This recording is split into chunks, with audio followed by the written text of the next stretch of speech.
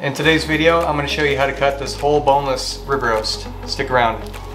But first I want to talk to you guys about how to save money on a piece of meat like this. Normally these can get pretty expensive, but I actually go to a wholesale store where you can buy wholesale meat like this, wholesale produce, grocery items, and it saves me a ton of money every year. Let me give you an example.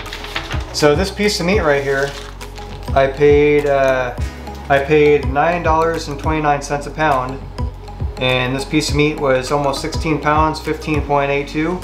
I paid $146.97 for it. So I checked on some competitor grocery stores in my area, and let me show you the results. They're huge.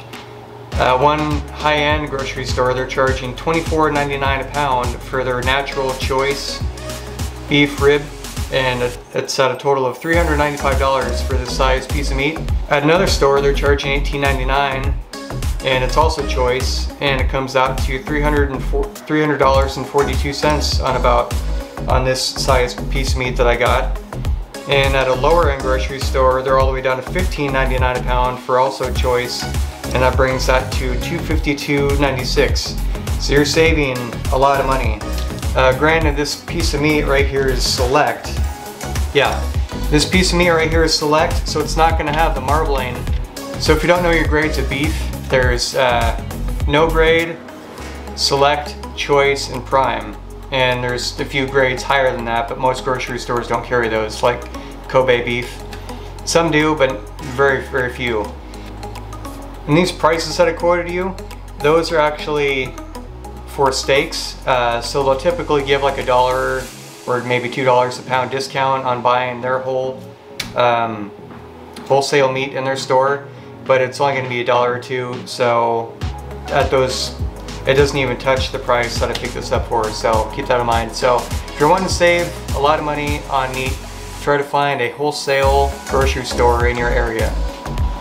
And that's the point of my channel, guys, is actually to show you guys how to cut these pieces of meat properly and how to save a ton of money doing it. Alright guys, I kind of wanted to add something. I hear a lot that people say that marbling, which is nice, it adds tenderness to a cut of meat, and that does not. Actually, the cut of meat is what makes it tender. Kind of like a tenderloin. You don't really need a lot of marbling in there to make that sucker tender. I mean, it just comes down to proper cooking technique and the cut of meat itself. Marbling does not have a factor in tenderness. Just adds flavor, that's it. So let's get started.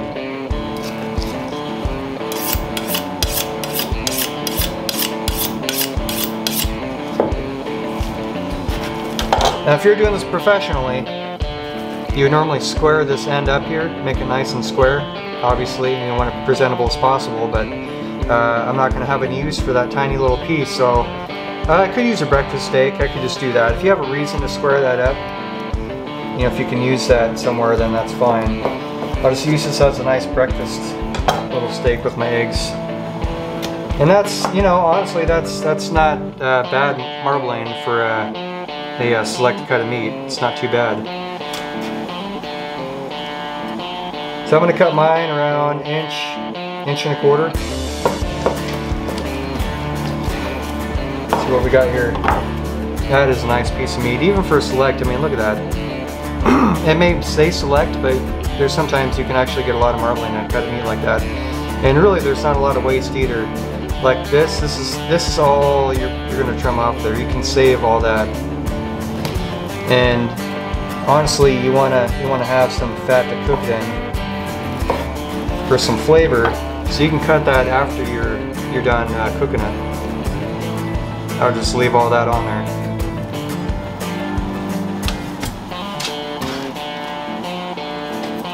Nothing to this. You know, you can cut some thin steaks, which I can do that. Some nice thin breakfast steaks. Look at that beautiful steak.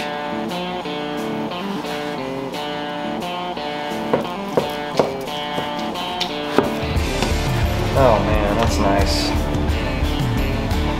And I am going to leave some for a roast. Square this back end up before we get there.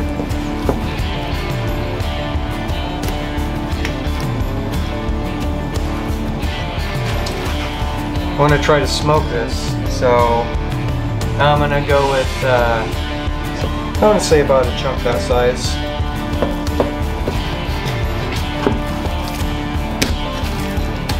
Not bad. Tie that up and smoke it.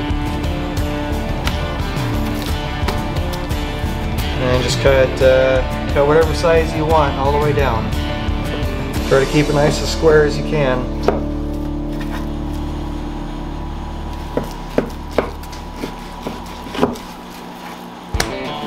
Oh man, that's nice.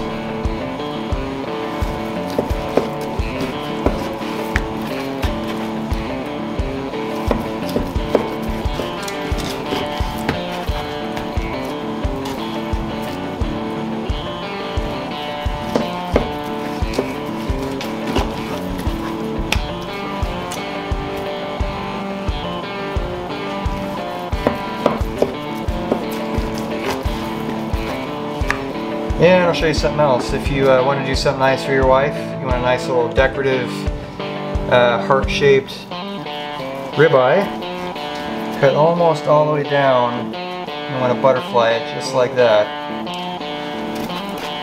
Right? Get some of the fat off, make it into a shape of a heart. There you go.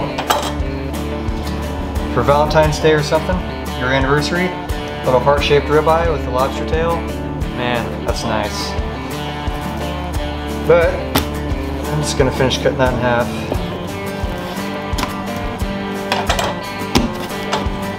I'm not even gonna trim off the fat on there. I already did anyway. And sometimes it's too heavy. You know, you want to trim that off.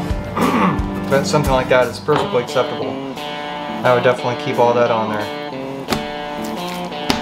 Because you're just, I mean, the more fat you trim off there, the least amount of fat you're going to have while you're cooking it for flavor. So you want to leave that on there and then cut it off when you're done. Like that, you know, just trim that off, it's too much. Right?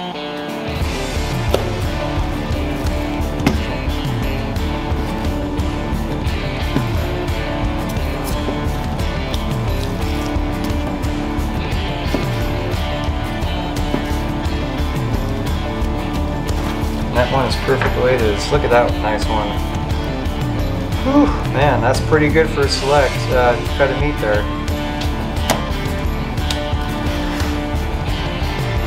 Let me talk about one other thing that just bothers me on some of these meat cutting groups on Facebook and stuff. You put a piece of meat like this together, one on top of another, just like that, and you let that sit there, right? You let that sit there for I don't know, 10 minutes maybe. You come back, now it's going to be all brown. People see it all the time in the markdown section at a grocery store, and then they complain like, ew, that's so disgusting, they're marking that down, it's so discolored and old and gross. No, there's nothing wrong with that. There's a difference. I mean, if you open up the package and it smells gross, disgusting, then yeah, it's probably bad, but they're not going to sell you anything like that. And if they do, yeah, shame on them. But you generally, what they'll do before they mark that down is they'll open up the package and smell it and inspect it before they actually mark it down. And something else that happens is they'll have, say this is packaged real nicely, and they'll have a label on here for the price or for the, you know, Black Angus or whatever the heck cut it is. And you'll take it home and you'll see like the dark spot right there, and then a lot of people think that, oh man, they're just covering that brown spot to try to fool me. No, that sticker actually is a chemical reaction that happens on top of that piece of meat that'll actually cause that to turn brown. So when you see that, don't be bothered by it. That's just natural from the sticker causing that effect. So what did we get here, guys? What did we get out of that $100 and almost $50 piece of meat there? We got 1, 2, 3, 4, 5, 6, 7, 8, 9, 10, 11 steaks, some pieces, small pieces for, I don't know, breakfast or something a little extra, and then you got a nice, I'd say a 2.5 pound roast for smoking. If you guys want to see that video of how to smoke a rib roast, leave a comment in the comment section below there. So guys, what do you think about a one-on-one coaching session between you and I? Is that something that you guys would be interested in? Leave a comment down below and let me know. So one other thing before I let you guys go. Once I hit 1,000 subs and about 4,000 watch hours, I'm going to do something special for you guys. And I'll see you guys on the next video.